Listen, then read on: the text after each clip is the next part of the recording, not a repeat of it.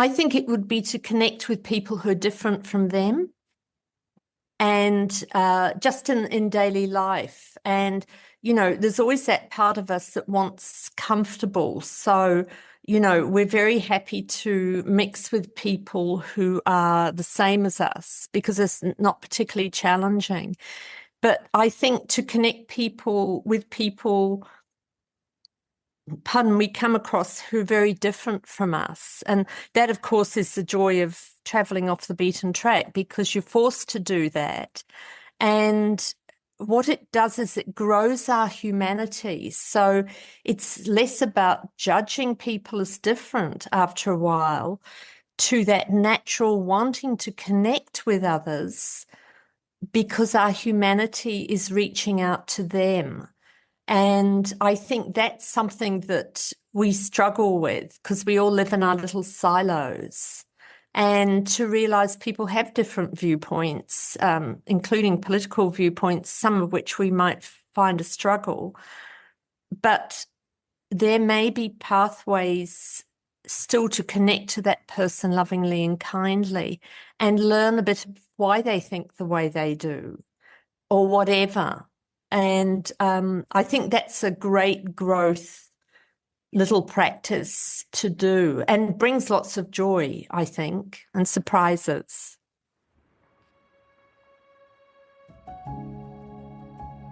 Welcome to the Wisdom We Share podcast, where ancient truths and modern intelligence weave together to inspire, ground, and shape us for a wiser, awakened life. I'm Anjani Amrit. And I'm Robin Wald.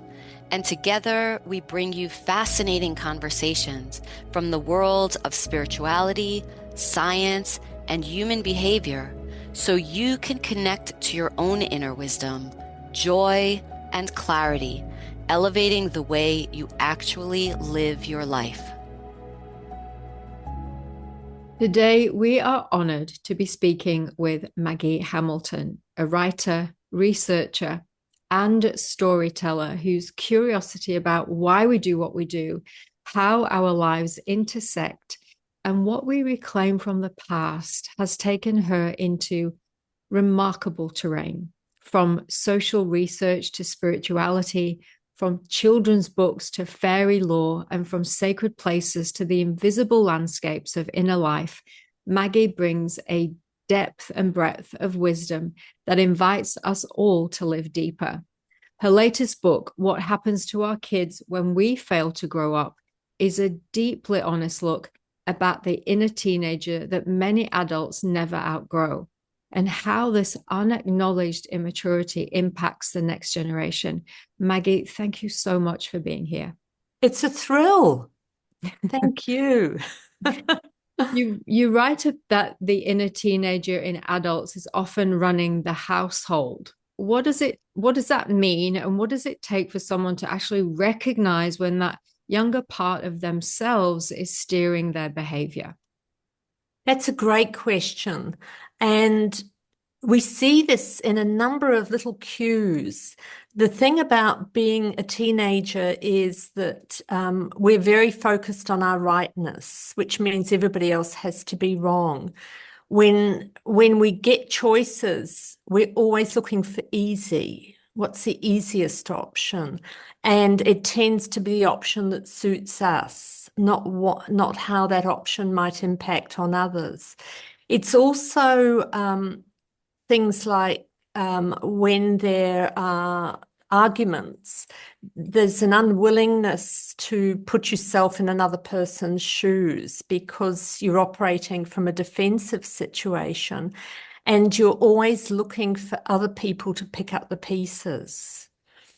And the sad thing, I think, of our culture right across the Western world, and it's leaking elsewhere into the world, is that when we stay in that place of adolescence, we forget the downsides of being an adolescent inside.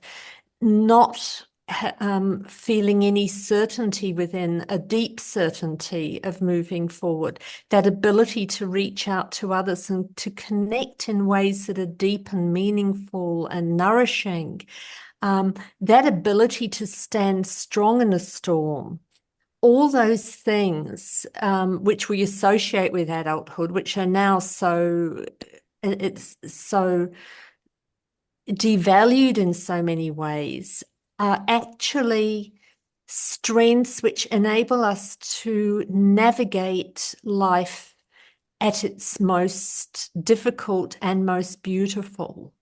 And if we can't stand strong in the storms of life, the inevitable dark nights of the soul are going to be even more painful. So the ways forward is in not necessarily choosing the easy option, but the best option.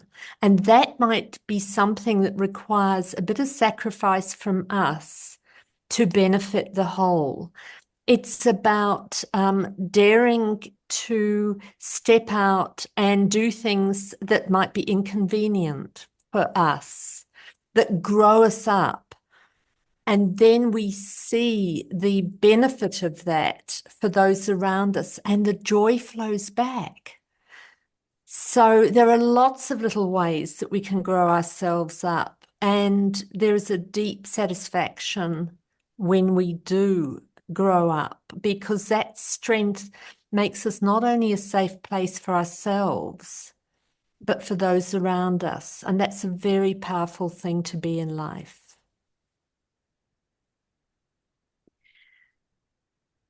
I just needed to let some of that settle. That was, there's a lot of wisdom in that, Mm. right?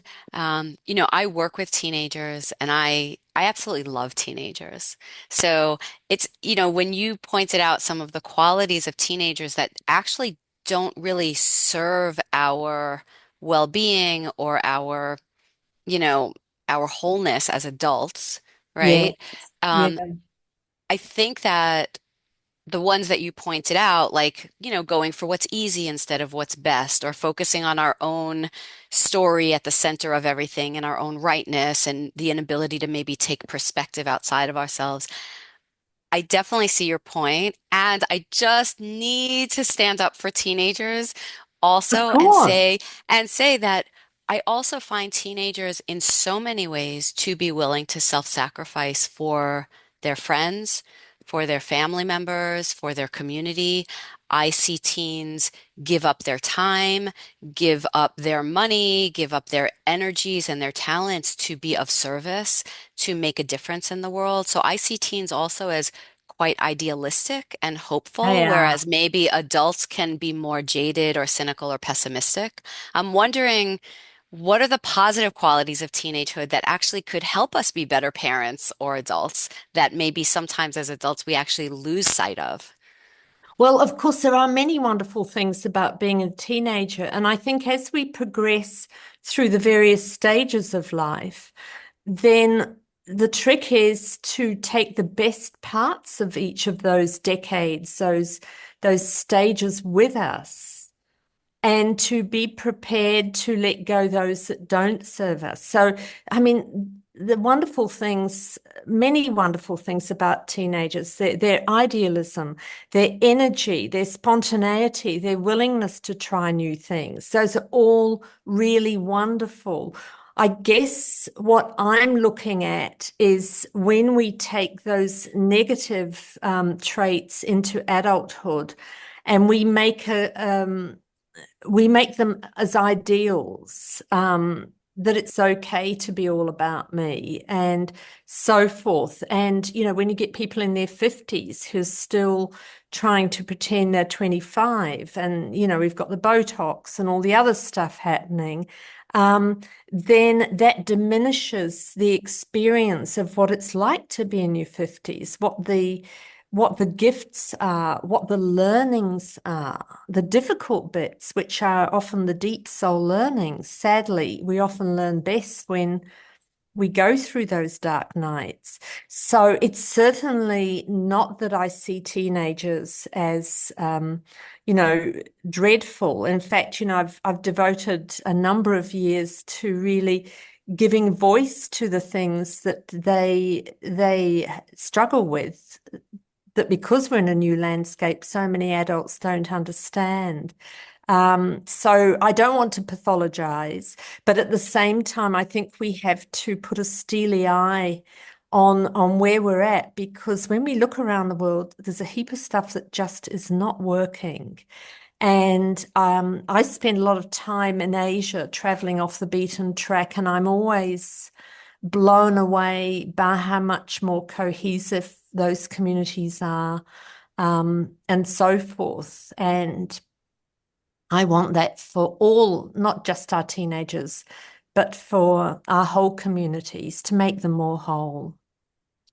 I think that when we're talking about communities and connection and growing ourselves up, I think that unfortunately for most of us in the West, our role models are skewed by media and social media. Yeah. And so people, it's not necessarily people's fault. It's not people's fault that No. they're holding on to some of these negative teenager traits, because that's all we're fed, that's all we're conditioned. And I think conversations like this are really important, so people have a greater, wider perspective. You say you Yes. travel to the East.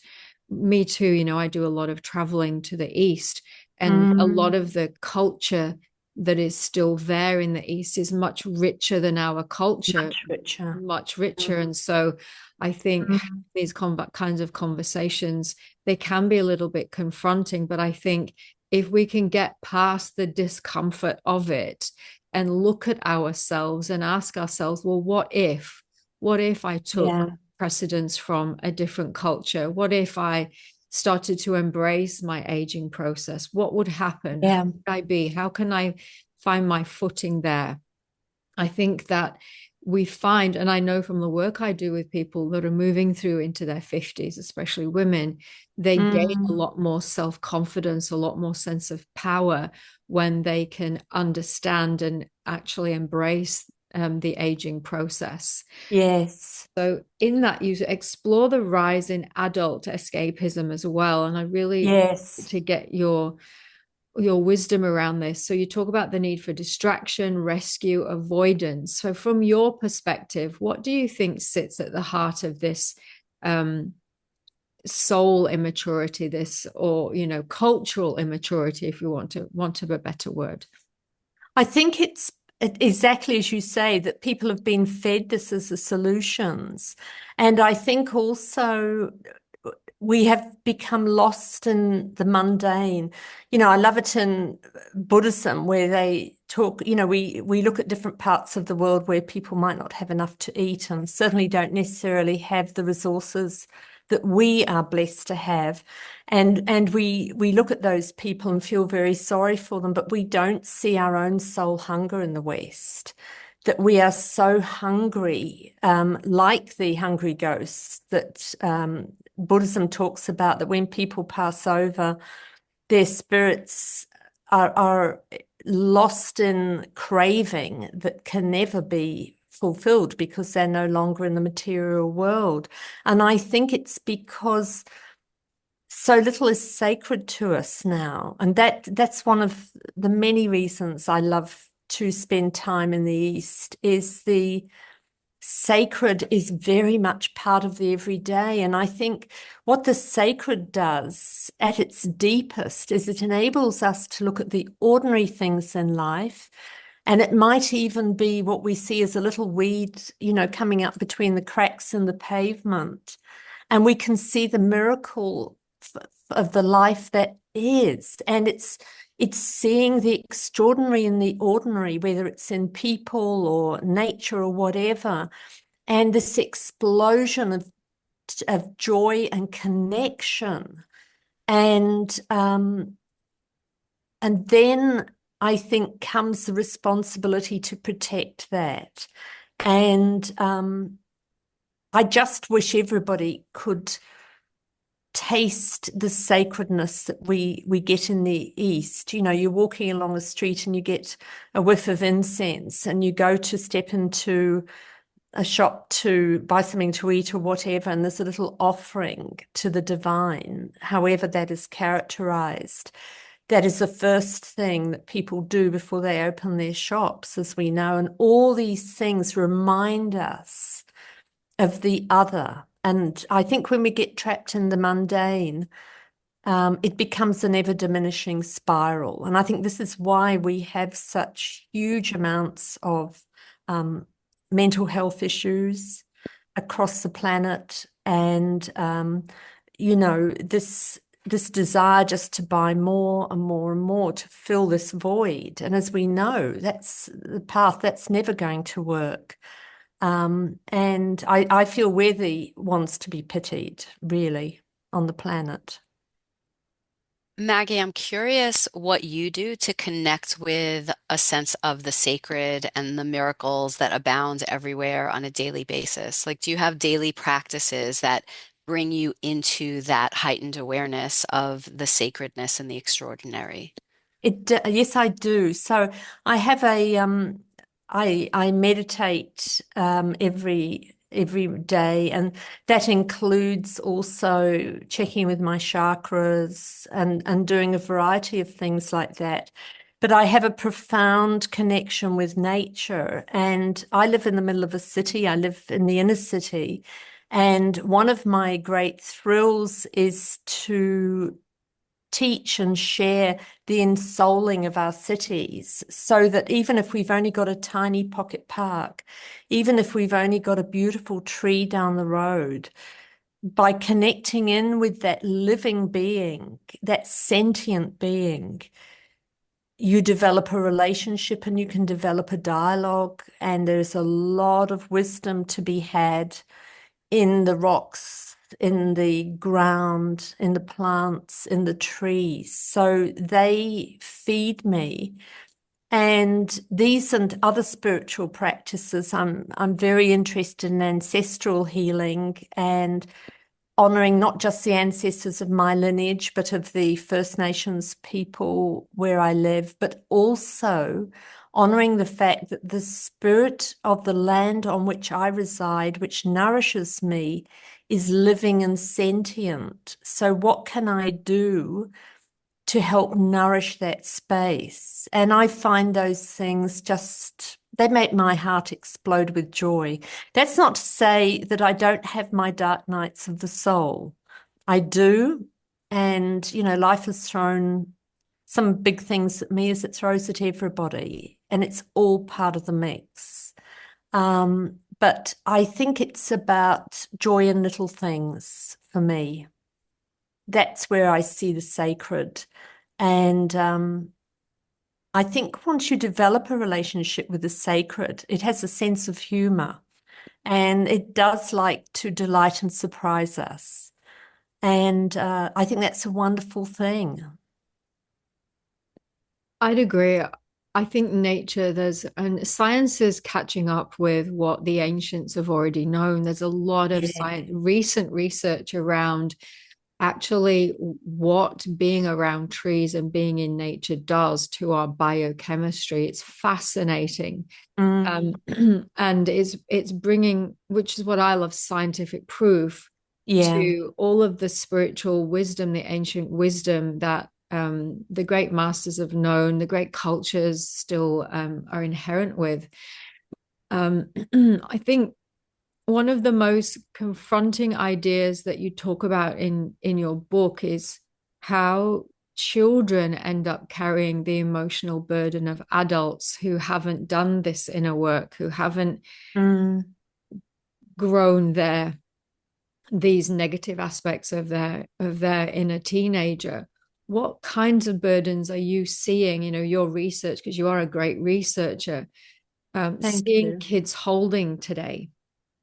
Well, I'll give you an example of boys, because this is one that really it really shocked me, because it was something that it wasn't in my line of sight. And that is, I was actually, one of the books I've I've written is called What Men Don't Talk About, and it looks at the lives of men and boys behind the stereotypes, which proved deeply healing for me, to walk into that world and understand it in a new way. So here I am interviewing this ex-special forces soldier, and a lovely guy, and we're good friends. And he was talking about when he was a little boy and his dad left, and the whole wounding process that happened around that with his mum. And it was, I'm sure his mother would be devastated to know this, but he was about 6 or 7 and he had 2 little sisters. And she said, "Now you're mummy's little man." And he said from that moment, he said he felt he had to be the father, except he's a little boy of 6 and he can't do that. I mean, even talking about it now makes me want to cry. And I do wonder if that influenced his decision to be a special forces soldier. Anyway, he did his best over a number of years. And then when he was 12, his mother found a new life partner. And he said, "My heart was broken all over again." And there's a mother trying to make things right, but not understanding things from a child's point of view. And you can imagine the emotional burden that kid is facing. This is what so many of our kids are facing across the planet with broken relationships. And look, we respect the fact that not everybody can stay together, but so many of the parents we have now treat their kids like therapists. So they're downloading their stuff onto their kids, their emotional baggage, asking, kids to spy on what's happening with dad, what's happening with mum. If you're an adult, fully fledged adult, you wouldn't do that. You would find places and people who you could download with, but you would create that safe and nurturing environment for your children. We also see it in dress, the way that, often older mums are trying to mimic their 20, 25-year-old daughter, which in a way takes away the space for her to be 25. And it doesn't give her her trajectory for when she's 50, 55, 60. It doesn't mean to say that we have to go around dressed, like Widow Twanky or something, but it does mean, it's a very English expression, that one. It does mean that we're far better to embrace who we are and where we're at rather than trying to fit the mold of the wrinkle-free, perfect woman in a way that is very superficial. Yeah. There's just I think these. sorry. It's No, also go ahead. Finish your thought. It's also oppressive. It's oppressive on us as women, I feel, that to have Yes. that role model pushed and conditioned on us, it's very oppressive. And women, we've been dealing with oppression for since we can remember. And I just think this is a modern way of oppressing women. It is, and it's a whole, like the Kardashians or whoever.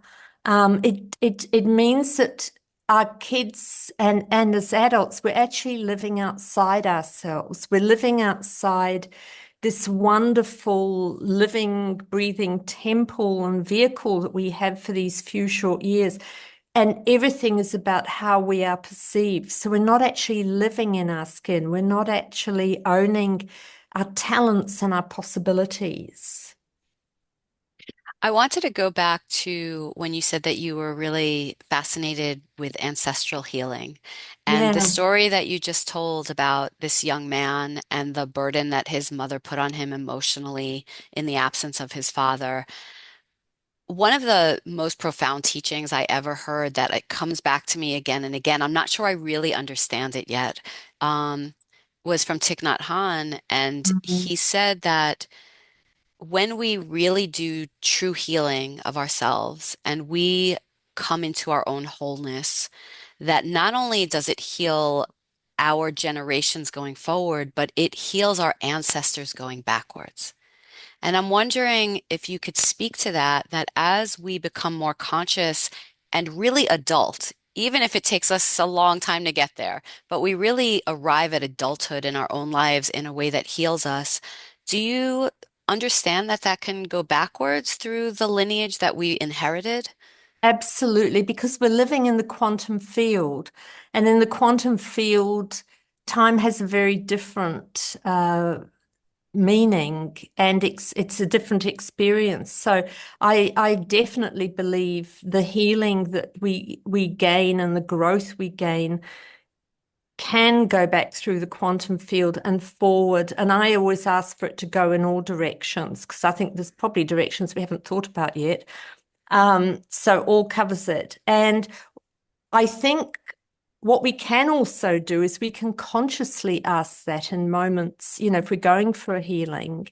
When I remember, I do ask that this healing will flow back through the generations and forward. I also, because I love the ballet and I love the arts, and I think I think of a lot of my ancestors who never had access to those things, through poverty and history and all that.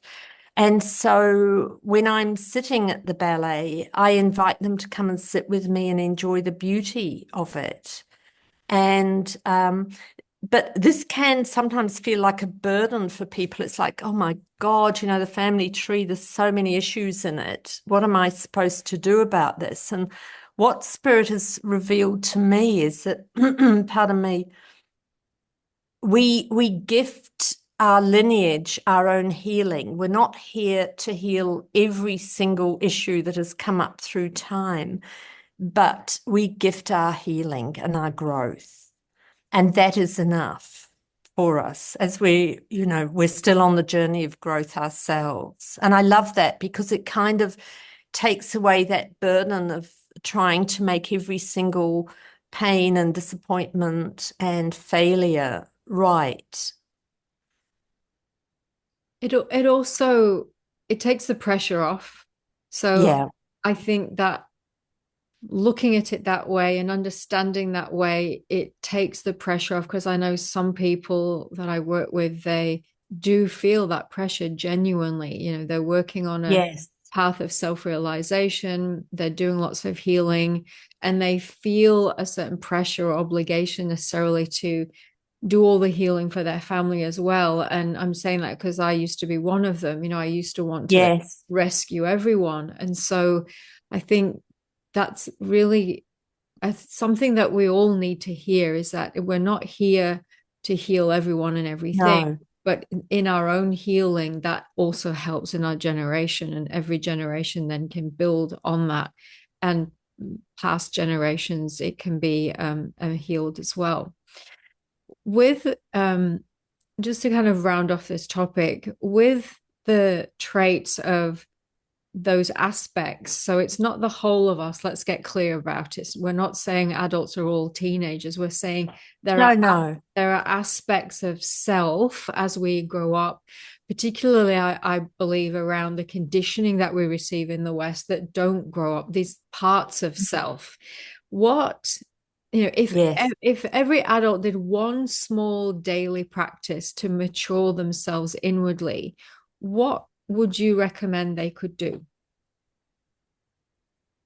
I think it would be to connect with people who are different from them and just in daily life. And, there's always that part of us that wants comfortable. So, we're very happy to mix with people who are the same as us because it's not particularly challenging.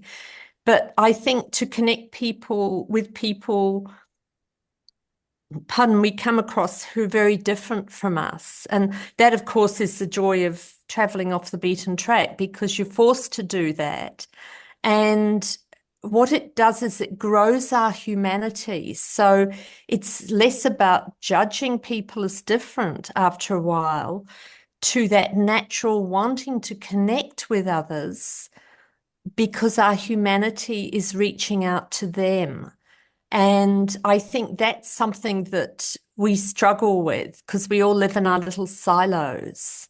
And to realize people have different viewpoints, including political viewpoints, some of which we might find a struggle. But there may be pathways still to connect to that person lovingly and kindly and learn a bit of why they think the way they do or whatever. And I think that's a great growth little practice to do and brings lots of joy, I think, and surprises into the day. I have to admit that that wasn't the answer that I would have even guessed that you would go, that's what a beautiful thing. Like, how do we become adults? How do we, move beyond that immaturity? We connect with people who are different than ourselves so that we have a sense of humility and perspective about there's not just one right way.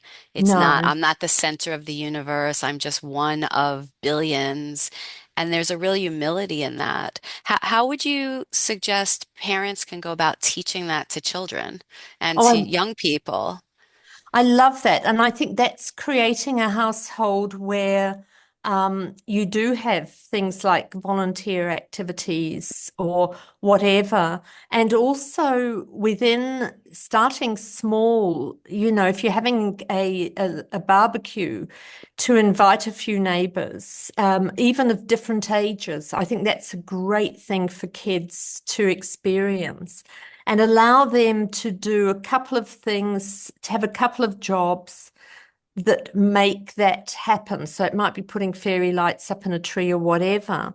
And for the older people who are coming to actually task them with taking care of that person in a couple of very practical ways, making sure that person has enough food. They might have mobility issues and something to drink. Not that they have to be around that person all the time, but just to do something practical with that person. And then after the barbecue, to have a bit of a debrief and say, well, how do you think Mrs. Thing is going? And, oh, well, she seemed a bit sad, because the cat's not too good at the moment or whatever. And so that's really sad. Could we do something to, perhaps we could offer to take the cat to the vet. So you're actually teaching them, A, to connect with different age groups, and B, to how you practically nourish in a social environment and also don't feel so embarrassed that you stand on the edges all the time because you've got a job to do. And then to see that that's an ongoing possibility, you're actually teaching them the skill of connection and of nourishing those around them and feeling useful. And teens, like everybody else, love to feel useful. Yeah. You are so speaking to my heart at this moment Oh, because one of the things I do is I facilitate intergenerational programming so oh, that teens and elders in the community come together and yeah, share stories and wisdom with each other and friendship. So it's so lovely. uncommon for teenagers who are busy with teenagers and going to high school and on their social media to connect with older people regularly. Yes. If they're Yeah. lucky and fortunate, they have grandparents in their lives. But many teens don't, or their No. grandparents live far away, or they've passed. Yep. To create opportunities for young people to connect with older people is just, I've seen, it's just a huge blessing and a gift, and it Yeah. impacts in all directions, like you said, in all directions. It does. And I Yeah. heard of a wonderful scheme going with one particular school where they could teach different languages at school, learn different languages, and they found elderly people in the community who were from those places like Italy and France and China and Vietnam. And so they created a program where those kids could spend time with that elderly person, speaking that language with them. And what a blessing for everybody. Yeah. Delicious. Yeah, I was watching, there's a docuseries about it where they literally bring older people together with younger people, and it showed the massive uplift in, the loneliness of the older people, and their infirmities improving, so their mobility improved, their speech, their diction improved, their outlook on life improved. And then the younger people who were interacting with the older people, who felt quite scared and quite inhibited Yes. around them in the beginning, the older people, with their wisdom that they brought, really helped those younger people come out of their own self-identify and adult themselves through the process. So it was this beautiful exchange. I think there's a lot of opportunity for schools to get involved in programs and set up programs like that. Absolutely. And as you say, everybody benefits. It's a 360-degree, and that's the delicious thing, I think, when we can use our imagination in this way. It's not just about institutionalizing people and that's it. It's about being creative about how we keep those connections going, even if people do need residential care. And there's a lot of laughter in those situations as well, and tears. And I think the lovely thing is elderly people have time to listen. And, when we're young, everything is such a drama. And I mean, I notice this myself now with younger friends, who are having huge dramas at work or whatever, and it's just so big. And I remember that back to the time when it was so big for me, but having traveled a bit further down the track, you have a different perspective, and you see your younger self then, and hopefully you can bring a bit of balance into that and calm. And we all need to be heard.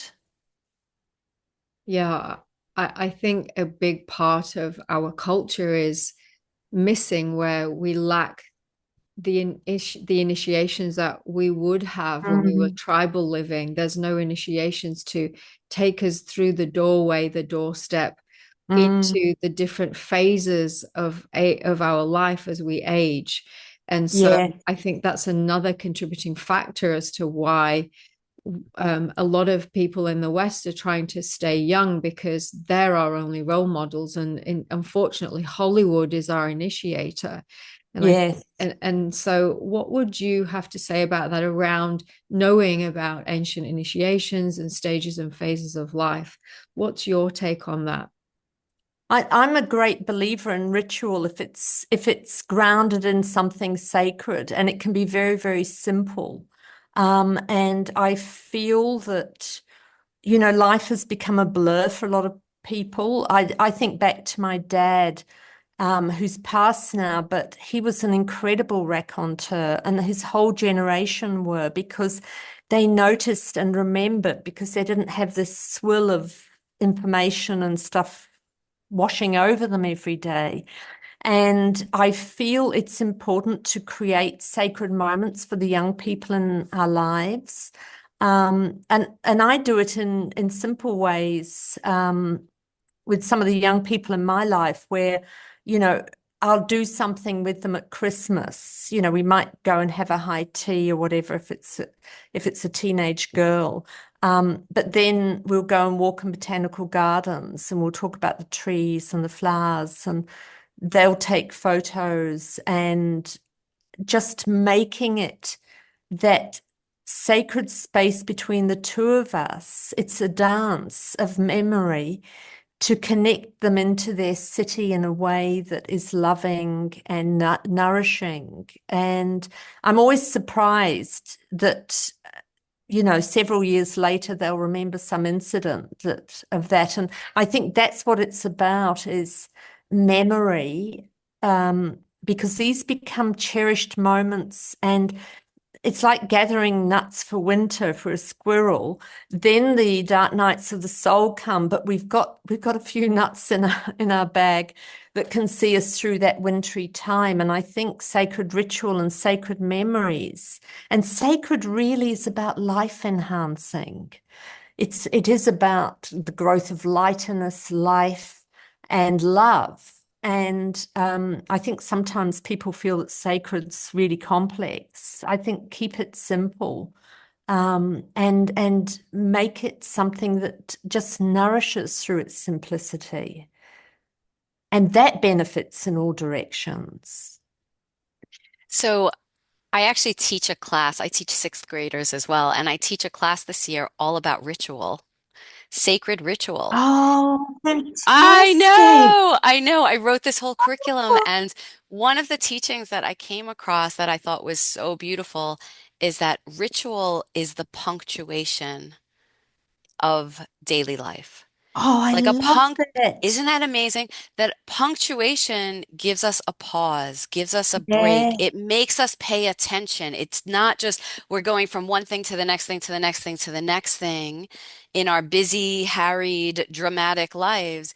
We're stopping. We're a semicolon Wow. or a comma or an exclamation point to like add some spirit and excitement. And ritual can do that. So ritual, like Yeah. how I love what you're saying that it connects us to the sacred and that sacred is life enhancing. So there's the ritual, Mm, there's the like the what are we doing that we're ritualizing, but there's the why, which is yeah. like because it adds joy and meaning and it connects us to spirit. And then there's the who, like who are we doing ritual with? Right? There are Yeah. rituals we can do with our own soul. There are rituals we could do with a tree in our favorite park. There are rituals we could do with strangers or community to create connection. So I'm Yeah. wondering if you're engaged, like who are the people that you're engaging with in a life enhancing sacred way? Well, I find myself connecting with lots of different people with the various projects I have. And what I do once we've met, and if we're meeting again, I always say, well, when can we get together for a sacred cuppa?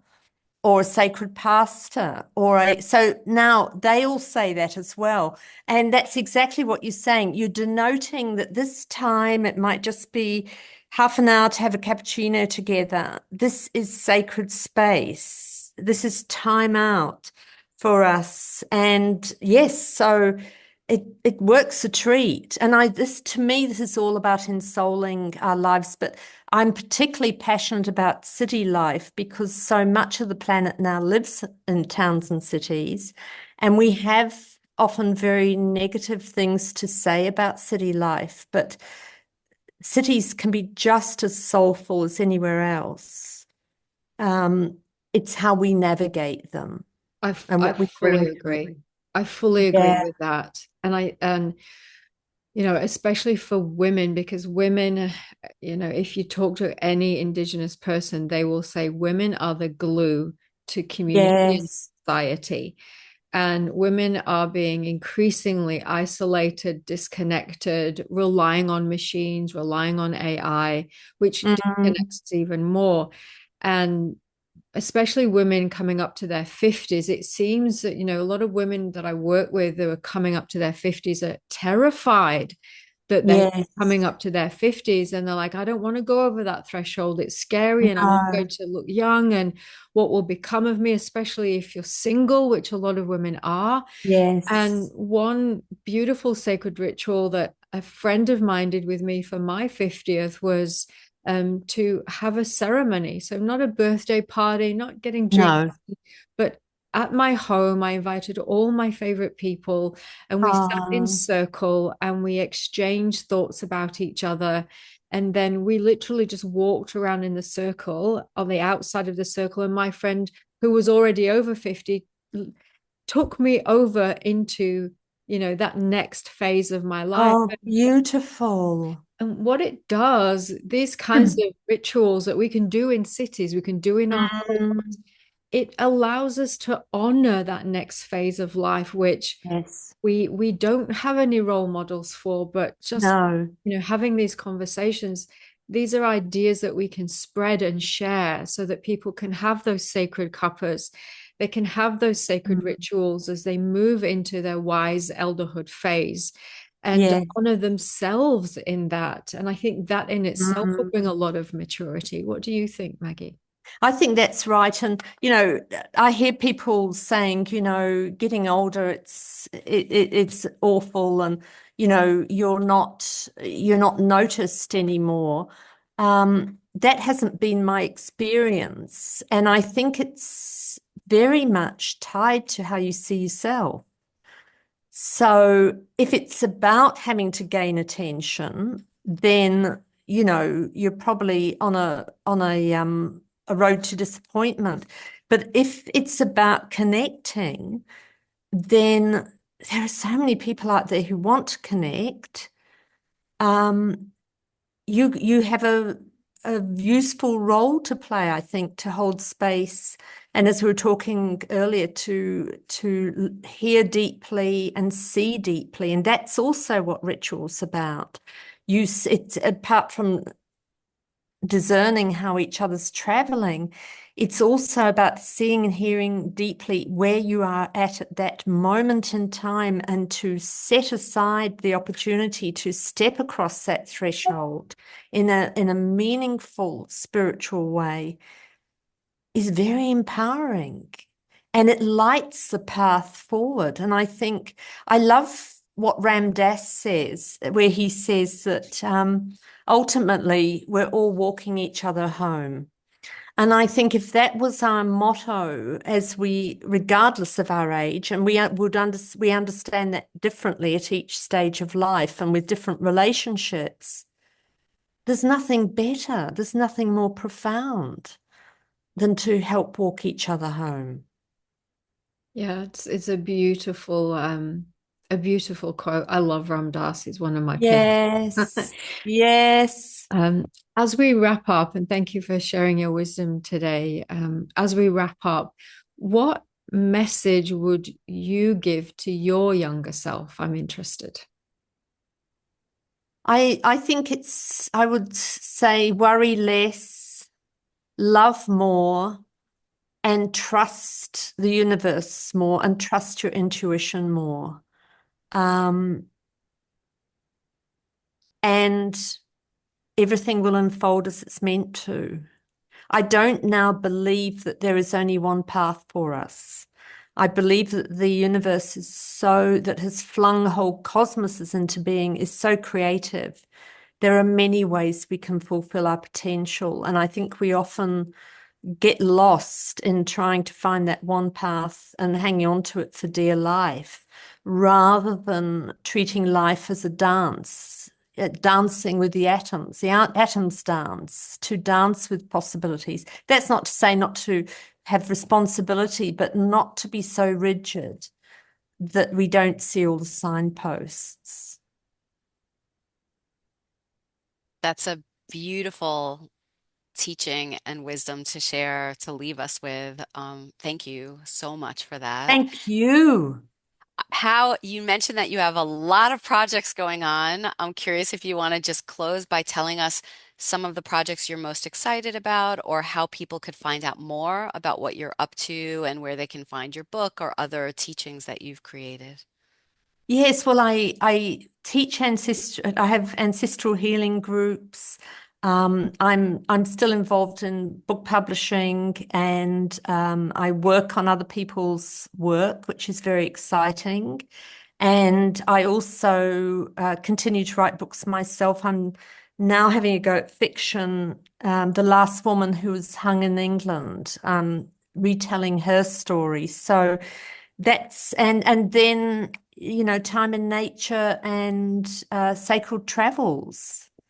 Um, and I love it, and I feel very blessed to be able to do what I love. And I'm always very humbled with the Great Spirit that I'm able to do what I love, And because that's a great gift.